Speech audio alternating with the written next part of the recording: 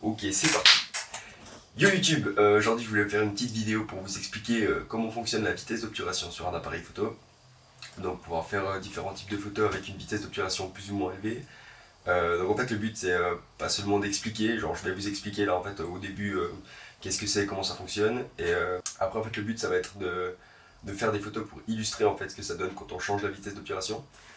Donc premièrement, qu'est-ce que c'est la vitesse d'obturation? En fait c'est la vitesse durant laquelle la photo est prise. Donc la photo peut être prise rapidement, donc clic direct, ou sur un temps plus grand. Donc le capteur de l'appareil photo va s'ouvrir pendant plus de temps et du coup ça va nous donner plus de flou de mouvement en fait. Donc voilà, donc ça c'est juste pour parler de la vitesse d'obturation. Je vous laisse regarder ce que ça donne, c'est parti.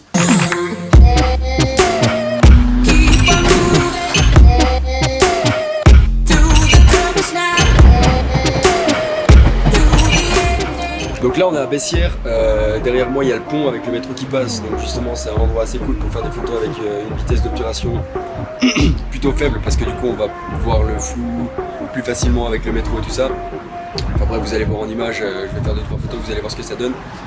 L'endroit est plutôt cool, il y a la cathédrale juste derrière, je pense que je vais faire aussi 2-3 photos avec la cathédrale. Et puis voilà, donc là je vais commencer par faire des photos avec une vitesse d'obturation qui sera plutôt basse, plutôt faible pour pouvoir avoir beaucoup de flou de mouvement et puis faire des photos le plus stylées possible. Enfin bref, j'espère que ça vous plaira, c'est parti, let's go!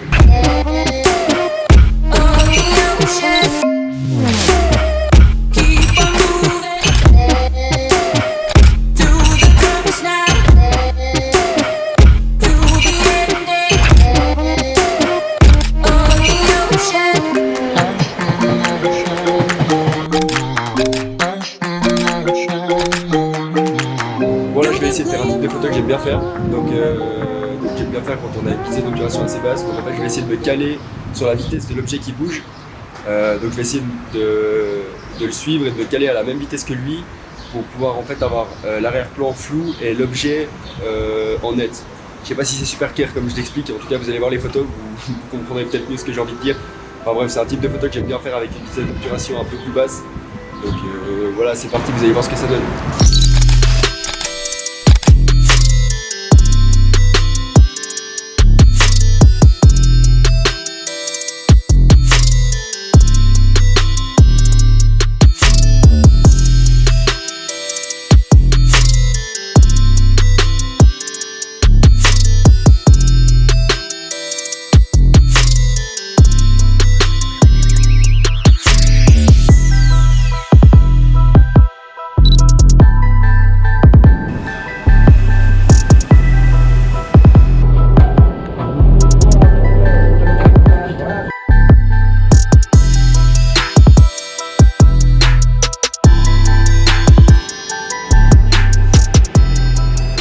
J'ai changé d'endroit, là on est à Ouchy. Donc Ouchy c'est l'endroit de Lausanne qui est au bord du lac.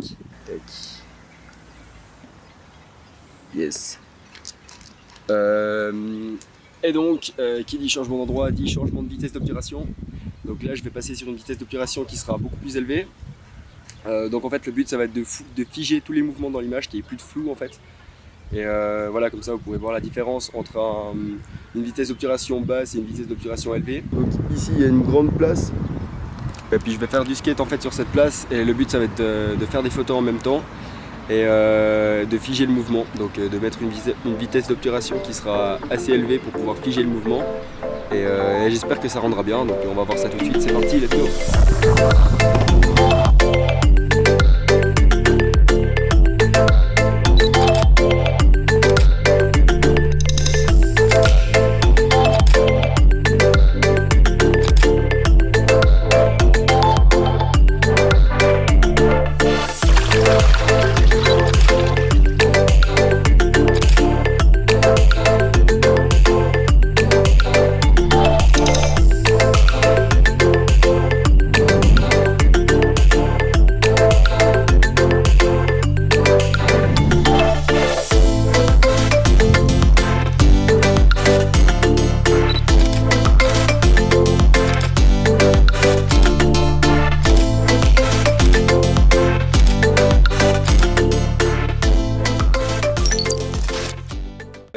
que cette vidéo sur la vitesse d'obturation t'aura plu, que ça t'aura aidé à comprendre comment l'utiliser, à quoi ça sert.